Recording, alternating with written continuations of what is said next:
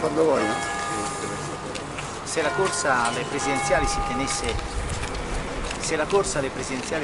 domenica prossima, lei umilierebbe al primo turno François Hollande e al ballottaggio rischierebbe solo con Juppé, mentre con Sarkozy salirebbe gli scalini. Plein soleil, nous sommes présents au pied de la statue de Jeanne d'Arc, place Saint-Augustin, pour honorer la sainte patronne de la France.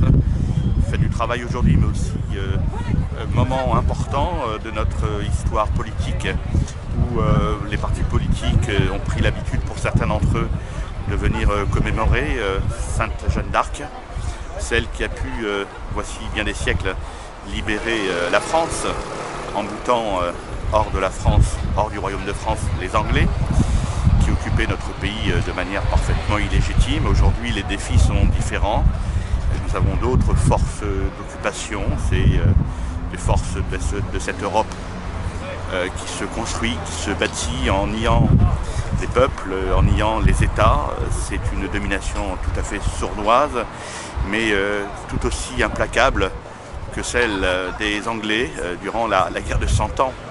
Nous avons aussi d'autres formes d'occupation avec l'expansion sur notre territoire, mais aussi de façon générale sur tout notre continent, de l'islam, qui est une religion qui s'implante non sans causer un certain nombre d'angoisses identitaires, de préoccupations culturelles sur notre territoire. C'est tout un défi que la France doit relever pour le XXIe siècle.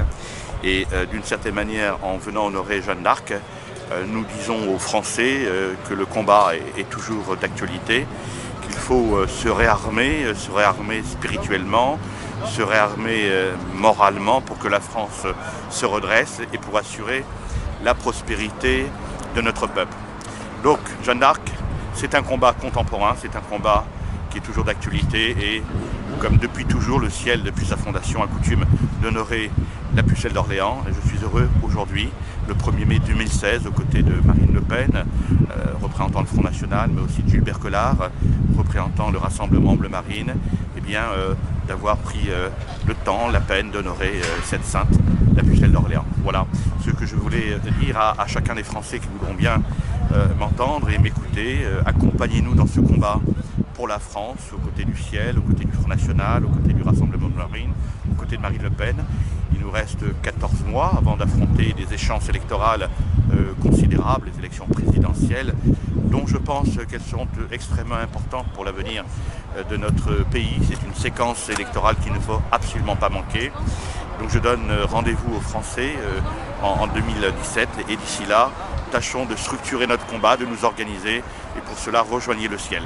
Jeanne d'Arc, on a des actes du procès qui démontrent que tout ce qui a été fait, des choses qui ont été actées, qui font partie de notre histoire. Donc c'est un profond signe d'espérance et il me semble qu'il est important de faire confiance en la Providence parce que c'est un événement providentiel qui est arrivé dans notre histoire, l'histoire de la France, de notre pays, et qui aujourd'hui doit être un vecteur d'espérance pour toute notre jeunesse, pour tous nos compatriotes qui sont submergés en quelque sorte par un sentiment de désespérance.